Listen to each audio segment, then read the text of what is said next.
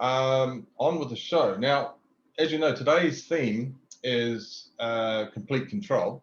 And our next segment is we're going to get down to some detail into MYOB Exo now. And we've heard from the people that run it, and Stephen was just taking us through, leading with his chin there, taking us through the purpose of upgrading and how you should be upgrading within, say, 12 to 18 months. Couldn't recommend that more. That's actually really important.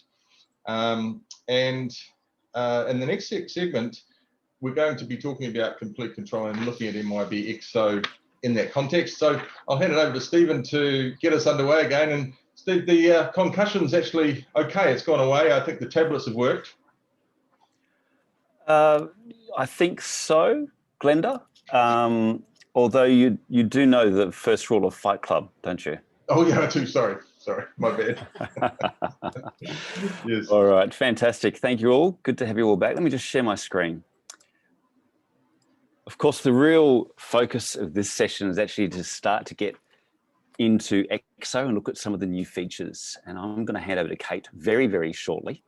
But I just want to run through a few slides to discuss this concept of the connected business and complete control. Now, the connected business was a concept introduced by MYOB a few years ago.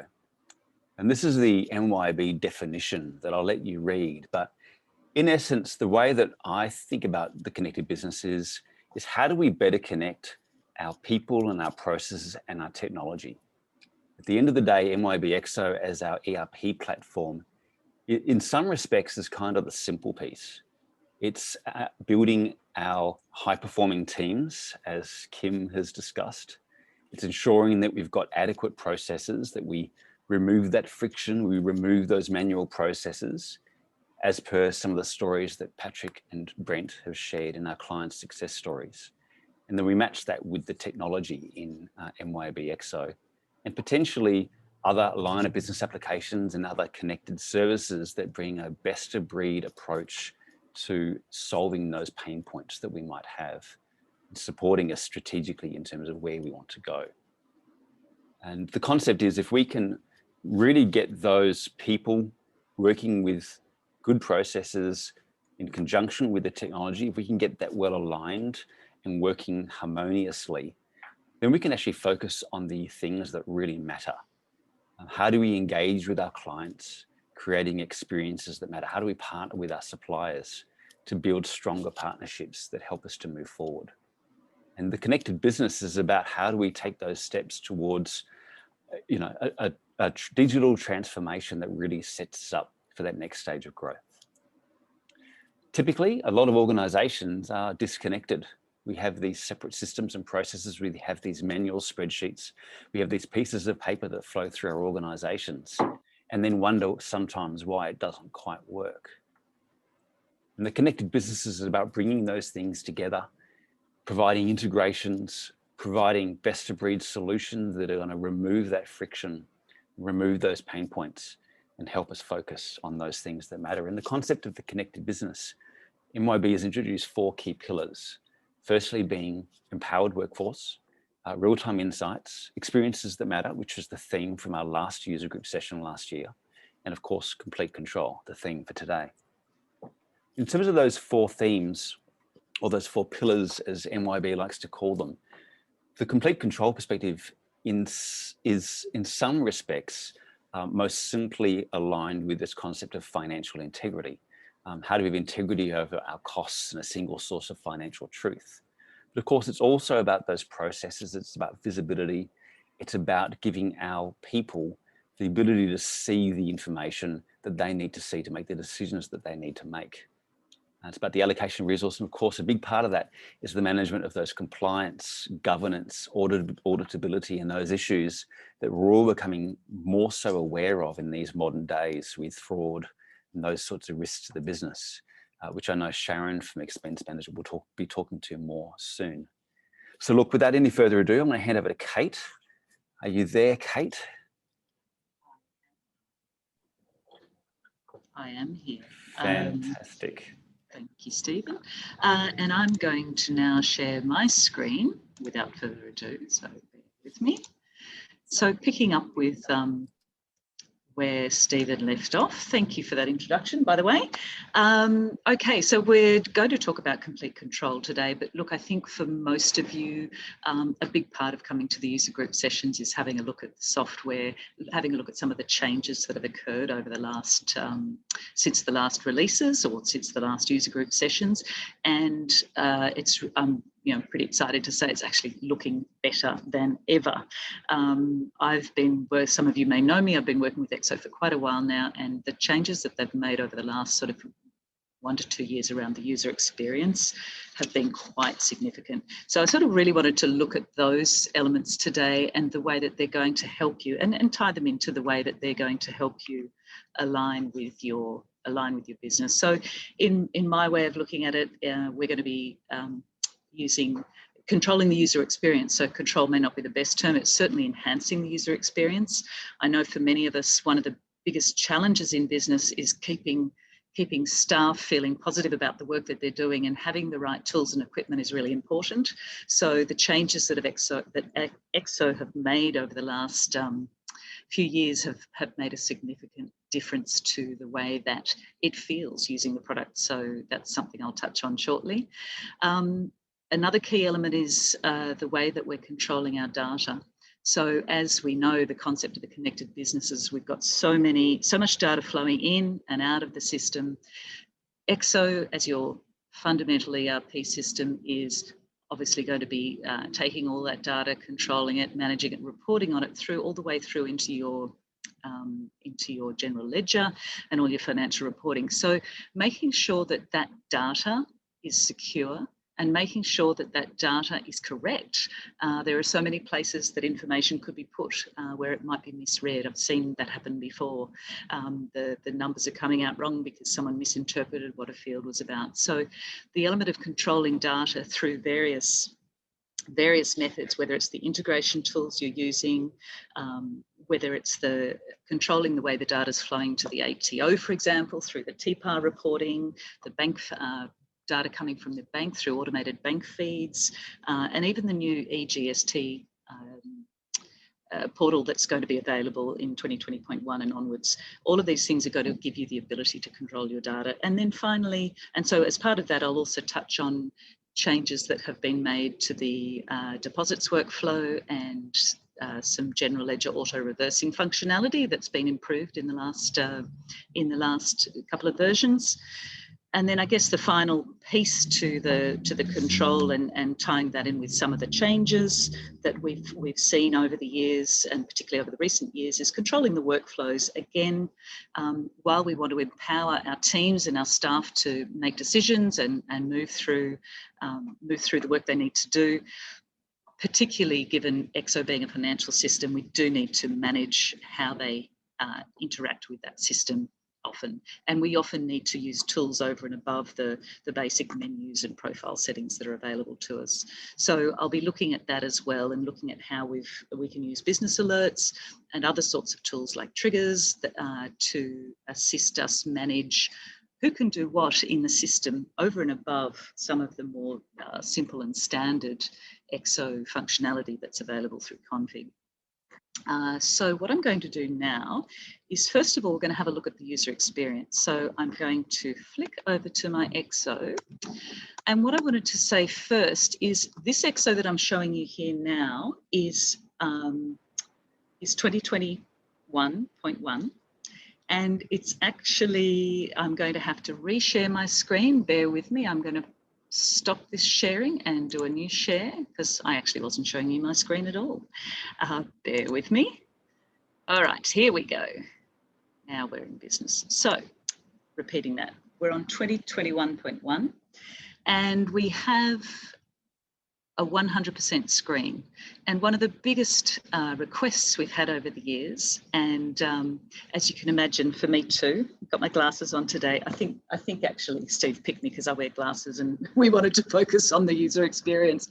But essentially the biggest request is, as people get larger and larger monitors, they want to make the best use of them. So they're not in a position to, or haven't been in a position to, in some of those earlier versions of Exo, we've got that very thick, heavy text. Everything looks a bit heavy and dense, and even if they try and expand the screen, screen will fill out, but all the fonts and everything else will stay the same. So what I'm going to show you, I'm going to just go to my desktop, bear with me, and I'm going to change my resolution to 150%. I could just go to 125, but I think we may as well show you, you know, I've even actually played around and taken it up to 175. Now, for me, that was ridiculous because I've got a relatively small monitor. But now I believe we may need to stop and restart that sharing to get that to come through. It's come through, it's bigger now. So now we've got our 150%. This is at 150%. So you can see the fonts are larger. The fonts are also much cleaner and clearer now. As you would have noticed in other earlier user group sessions, this change was commenced and pushed out through the standard screens, the Exo Business Finance screens, but now it's actually being broadened to encompass the job costing and the CRM screens as well, and even config. So what you can see now on this screen, I'm not sure how well it shows through the Zoom session, but these have actually got alternate shading on them. And those of you that work with a lot of Excel spreadsheets and those of you that work with a lot of data know how invaluable this can be. You know, how many times are we sitting there trying to highlight a row in order to just make sure we stay on that row? So, you know, that's been quite incredible. So as you can see, much easier to read and work through the screens with that ability to change the user, to change the resolution and have that apply all the way through. And I'm just going to try and tuck that away. The other thing that you will notice, just duck that down there so I can see it, a bit of a rudimentary way to do it. But one of the other things you'll notice is we no longer have as many icons along the top. I think for some people that the icons were getting a little bit older. We can now see that it's a very clean and clear, you know, we've got a cancel, we've got a bin, we've got a printer, we've got all the standard options iconized, but any other actions, those functions that would change from tab to tab are now available on drop downs. So for most users, that's just making it much easier. I've got the basic things I need on an icon on the main screen. Anything else I can click on a drop down and select it. So it actually makes that process much easier for people, I think, and easier for people that are looking at the system for the first time. I think I feel like it has definitely come a long way from the humble beginnings of a you know, very solid feature-rich, robust product to the product that it is now. It definitely feels a lot nicer to work with and use, particularly as some of us may be working till late into the evening on it. The better we can deal with the vision and the visuality of it, the better that it is. So there's a few other things around the user experience that would be worthy of noting. Those of you that are using job costing, one of the biggest requests I know that consultants have asked MYOB for a long time is the ability to rename some of the date fields in job costing. There's a few things like that. I won't necessarily show them right now, but there's a lot of things like that that are available in Exo now, which makes a big difference to the way people are going to use those modules. So the other aspect of the session I was going to do today was around controlling data. So obviously, as I mentioned before, security of data is really important. So, you know, we've got tools like Sync It when we're integrating, we've got the API, so that information's going in and out without human intervention, as they say. But in terms of that as well, we've also got tools within Exo itself that allow us to feed out. So those of you that use subcontractors, we've got the TPAR, Taxable Payments Annual Reporting, which automatically goes through to the ATO, or can be automated through to the ATO. We've got the automated bank feeds coming in, and we've also now got the EGST. But a couple of the biggest changes that have happened that are really going to impact users is now the fact around deposits. So our deposits now are have been modified, and the way that they are operating, I'm just going to open up one of my modules. The way that deposits are operating now is we can actually control how our, bear with me, is that going to reshare? No, I need to stop and reshare, bear with me.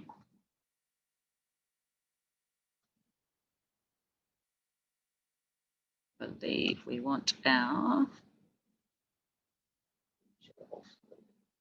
I think I need to share, yep, I will, I think it's going to be that one.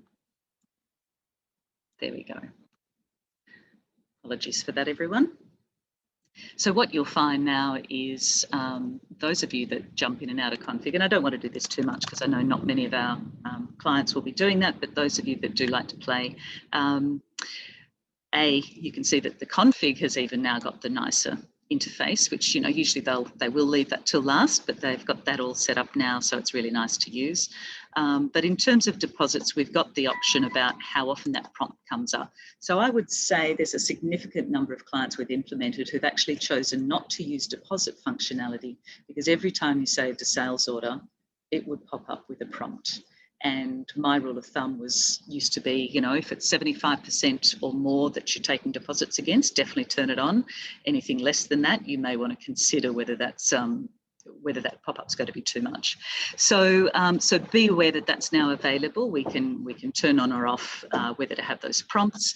Around all of the allocation on deposits, it's significantly changed the way that's working. So I can partially allocate, deallocate, reallocate, and work through all of that, and all the postings through to the general ledger will then work correctly with that. So I'm just going to turn off that sharing and reshare. Sorry, I know I'm popping in and out a little bit here, but we're just going to go back to Exo Business. So the other thing I wanted to show you was around the general ledger. There are some new functions there around auto reversing of journals, which some people may have struggled with in the past. I thought I'd just touch on that quickly. Now that we are working with GL journals, so if I'm entering a journal that needs to post back to a prior period, which often happens, I'm posting an accrual for February, for example. It's going to make me fix up my period, which is good. So say purchases accrual, many people are accruing for purchase orders that haven't been converted yet. So if I go to purchases, I'm going to debit the purchases account, whatever value I have determined, and accruals will pop through with the credit. Now, because I'm posting to a prior period, when I auto reverse, I should get a pop-up message. Now, that's been around for quite a while, but often people would then, you know, that didn't really know what they were doing, they'd just press cancel, or just, oh, something popped up, but I didn't even read and I closed it. And in the past, that had actually meant that users could no longer, you know, that auto reversing function would disappear, and it would only reverse then when they next rolled, but that was often too late from a reporting perspective. So now, if we choose to say no in that particular place, we can click here and review unposted auto reversals. So that's quite a nice function now. I've got in here any of those auto reversing journals that still need to be posted through. Now, in my case, before, out of habit, I just pushed, yes, post that auto-reversing journal. So we're not seeing it in here. But as they say in the game, here's one I prepared earlier. So the other day we did one, and it was a $10,000 auto-reversing journal that hadn't been finalised. I can pick those that I want to run, tick on it, and then run the auto-reversals, and that will finalise that process. So you'll find, again, controlling that data, controlling the flow into the GL, is really enhanced, not only with the deposits functionality, but also with the advent of the auto reversing journal being properly managed through that utility. And I guess we've got a few minutes left, but I know that one of the things I wanted to touch on was the way that we can control workflows. Now, everybody understands that we can use menus, we can use profile settings to give access to people at different levels. One of the key areas that people usually want to control workflows around, I'm going to use the sales orders because most people use those, but equivalent functionality can be run through the purchasing, through the way people access debtor accounts, etc. We can have what's called business alerts. to control what's actually being run through there. So if I go into create supplier sales, actually I'm going to go into debtors first. So one of the key things that we often like to see is when clients are getting put on and taken off stop credit. So we've got an account here overdue, but they're on stop credit. And I can actually try to take them off stop credit. I'm getting a little message saying this is about to be tracked and flagged. And then I can save and exit that. But when I go to save it, I actually don't have permission to take that account off stop credit. It's probably one of the biggest requests we've had in the past. We used to spend hours writing complex triggers to accommodate that. But now we've got business alerts available in Exo config that allow us to make those changes fairly quickly and simply, which is really great for any of the Exo partners to be able to do those kinds of, to add that kind of functionality. Those alerts, just so you know, that one was a blocking alert, so I wasn't allowed to save having made that change. Had I maybe updated an address or a phone number, it would have allowed me to save that account. The other thing I may want to control is who is set as the default salesperson. So again, I may want to change, okay, it's not Malcolm, it's going to be Greg, and we need to think about whether that's going to be allowed. So it's telling me here, warning, the salesperson's just been changed. This action will be tracked, continue. So it's a little bit of a, hey, you know, we can watch what's happening here. We can see some of those key changes that are being made in the system. So it just is a way of helping your users make sure they're doing the right things in the system. It'll make them stop and think, okay, is it appropriate for me to make this change? Do I need to get approval first? Should I even get an email and attach it into the documents tab of that debtor account, perhaps, in order to track that? And the last one I'll probably show you, because I think we're just about done. In fact, I think we're getting pretty close to the end of the session. So all I'll do now is I will show you just one of the reports. I think last time we wanted to see, okay, we've got all this great tracking and visibility. Let's have a look at the report that allows me to see what's occurred through those processes. So any business alerts will always be tracked and run through the audit report. So this is under the utilities menu, advanced config, and then audit report. You'll be able to see clarity, standard clarity report parameters. If I preview that now, haven't set up any particular dates or anything along those lines, but I can see the actions that have been occurring. So sales order put on hold, sales order cleared on hold. That was the one I was going to show you. We've also got tracking against the auto reversals, who's running those auto reversing functions. So as you can see, this report's a standard report. Any of those business alerts that are set up will always populate this report, and then you've got all your parameters to determine, you know, the types of alerts, who that applied to, and the date that applied. So hopefully that's given you a quick update into what's new in Exo. As I said, it's a really nice tool to work with now, with the clarity of the screens and some of that new functionality that's really been enhanced. So feel free to reach out if you want any help talking through the process of upgrade. I'm sure Stephen and his team can definitely help, or your own implementing partner can help you with that. Thanks very much.